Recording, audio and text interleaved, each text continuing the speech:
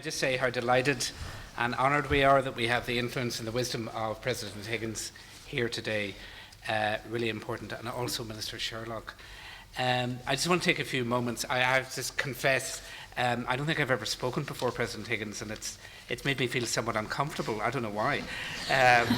But thank you for that. You know, we started importantly, I think, recognising the 10-year anniversary of the consortium. And it is really important to look back and reflect on Darfur as we look around the world today. I was in Darfur for concern at the time, and there was an extraordinary sense of powerlessness among the international community and the NGOs about how could we prevent the level of violence. I know Deirdre was working with us at the time and coming back in saying, you know, this is not just about providing shelter, water and nutrition. This is about tackling very real problems. And I guess it summed it up to me when I met this young woman, Amila. She's 29 years old, and she had 4 children, no husband, and she'd been living in the camp for a year. And the strategy at that time, and this is talking about what do people do to survive, and going out to collect firewood would take five hours during the day, and women ran the gauntlet of rape, of being killed. And so what they did is they sent out the older women. The grandmothers and the mothers took on that because they were less likely, but not always, less likely to get raped. But Almina was 29, she didn't have a mother, she was on her own. So what she did every night was settle her children down when it got dark and sneaked out of the camp for 5 hours to collect enough firewood and dash back in again before the light came up. And she collected enough firewood to cook the meal for her children and to earn enough, 15 cents a day. And she did that for 365 days. Now that is a toll and a pressure and an extraordinary, unacceptable life that somebody should have to live. And I guess we learned from that because the donors and the NGOs and everything put massive pressure on the UN to get peacekeepers to accompany women during the day. Very simple, but it seemed to take months. We started doing fuel-efficient stoves, which reduced their reliance, and actually Amina became one of our trainers and ultimately ended up working for us. So I guess the thing is, of course, there are solutions to these things. They're not impossible. And that's 10 years ago today. The situation in Darfur is still challenging, the situation in Sudan and South Sudan even more so. But the consortium, which became born out of that crisis, you know, it's now become a real network and a real catalyst of sharing experiences and having an Irish voice, sharing resources, and ultimately supporting the development of high-quality programming and innovative programming. And as been mentioned, you know, today is the International Day for Eliminating Violence, and I don't think we need any reminder of why this is a problem. It's already been stated. It is a problem across every country in the globe without exception, but of course it's particularly an acute problem across Africa and the Middle East at present. And it is the most pervasive and yet least recognised human right violation in the world. And it's preventable. You know, violence is not inevitable. Perpetrators and entire societies choose to commit violence, and they can choose to stop. But ending it is not straightforward. It requires sustained multiple approaches. And I guess what's encouraging, certainly within the consortium, is over the last 10 years, there's been a lot of real, practical, hard evidence on what works and what helps change that dynamic. Community mobilisation, targeting teachers, targeting pupils, even the use of technology, you know, bringing solar lights into, after a crisis, reducing violence, the use of mobile phones and putting cash and ultimately power into the hands of women. I mean, these are all really important practical aspects that are having positive impacts. And I think increasingly this whole concept of masculinity now is coming in, and the importance of engaging men and boys, which, you know, is the theme of today's conference. I certainly would say that Irish NGOs, supported by Irish Aid, are actually at the forefront of pioneering a number of these important initiatives. And, you know, the example of the work in Malawi, you know, Troker Self-Help, Action Aid, Goal, Concern, working in partnership with Irish Aid, you know, is really important to look at. I mean, this is a country where violence is widespread, and which has the highest rates of child marriage in the world.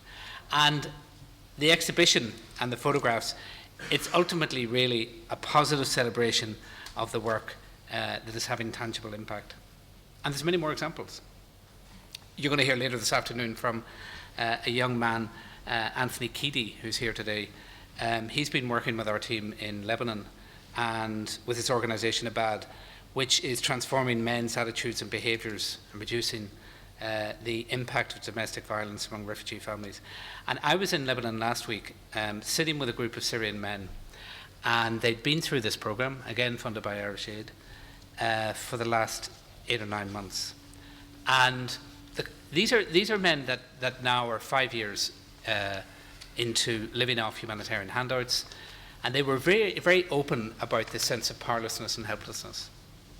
And they were starting to make clear connections at how that manifests itself.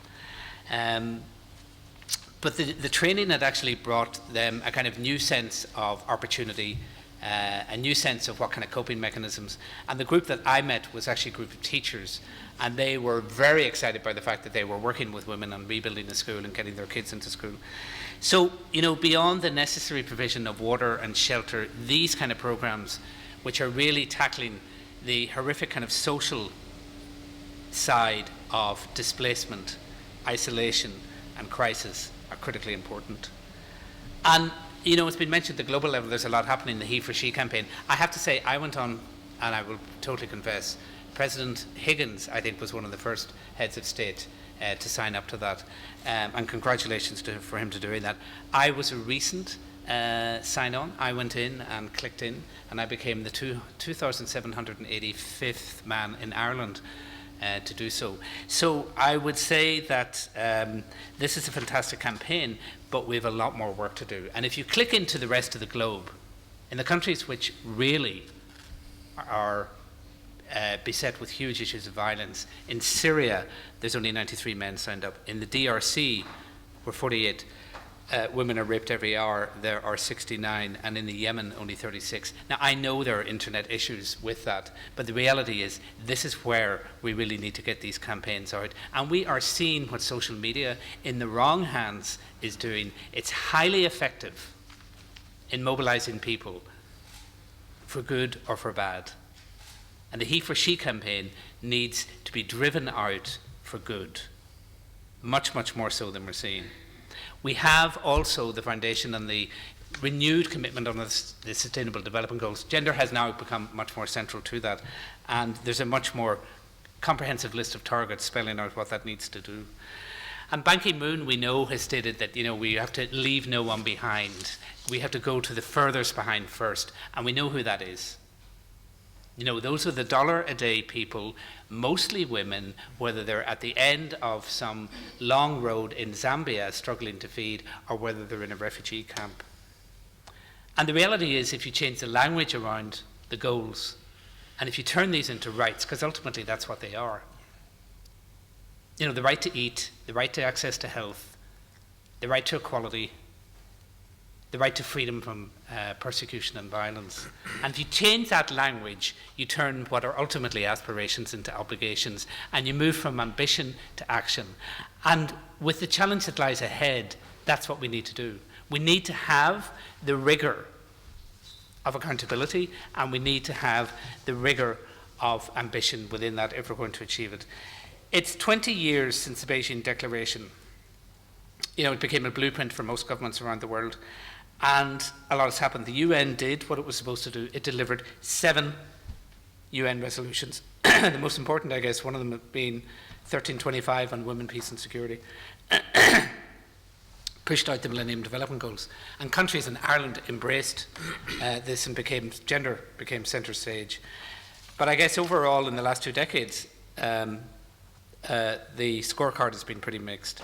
And despite the increases of girls in school, despite the decreases of mortality, it's also been 2 decades of stalemate and in some cases regression. And despite our efforts, violence against women is not only common, it's now endemic, particularly in times of war. Back in 2008, the division commander of the UN mission in DRC declared, "It has probably become more dangerous to be a woman than a soldier in armed conflict." Well, there is no probably about it. It's a fact, and it is even more true today. We're at a juncture where there's more conflict, more displaced populations. The level of continued violence across the globe, from South Sudan, Syria, Central African Republic, where civilians, in particular women, are caught up. And conflict resolution has been mentioned. It needs to come centre stage at a policy level, but it also needs to have women at the forefront of the negotiations if it's going to work. And we need to find constructive ways of finding peace and ending protracted displacement, where we're consigning millions of people living half-lives on humanitarian lifelines that are insufficiently funded, and living in camps or situations or in garages where they're feeling highly vulnerable. In Syria last week, or in Lebanon last week, I talked with a woman, and she had 2 daughters. And one of them I talked to, and I said, "Back in school, when you're in school, back in Syria, what did you want to be?" And she said, "I wanted to be a teacher." "What do you want to be now?" And she said, looking at her mother, she said, "I want to get married. I want to get married because I want to support my mother." And the mother looked uncomfortable. And this is the end. This is about, talk about gender violence, but absence of choice, where you're trying to survive on a WFP ration that's gone from $27 a month down to 13, but back up to 21 again. So these are the choices, and these are fixable choices, right? If you talk about the impossibility of gender-based violence, when we're forcing young women like this into making impossible choices, then we're failing. So as the drumbeats of war escalate even further in the wake of the Paris bombing, we really need to urge political leadership to redouble diplomatic efforts and to find political solutions. And at the centre of every discussion, every strategy, or every intervention, the protection of civilians, in particular women, needs to come first. And we need to urge European countries to close the massive gap. We're seeing now Sweden is considering using 60% of its foreign aid budget in 2016 to fund refugee reception. Fine, of course it needs to be funded, but does it need to be taken from existing budgets? Norway is talking about 20%. Ban Ki-moon has already warned that diversion of funds is counterproductive. The reality is, when funds get diverted, programs like gender-based violence or education get cut. They're the first to go. Irish Aid hasn't made that decision, and we should congratulate them for that. And finally, we need exhibitions like this, and we need photographs, the photographs outside, to remind us of what we can actually do and the change and the hope. Photographs matter. The photograph of that 3-year-old boy changed policy that many, many long discussions at the EU, at the UN level didn't. And we need these ourselves to remind ourselves what actually the positive change, because the reality is the next 15 years, we're setting ourselves a huge challenge, and we have to actually inspire ourselves to do more and to ensure that we do create a fairer and more equal world. Thanks very much.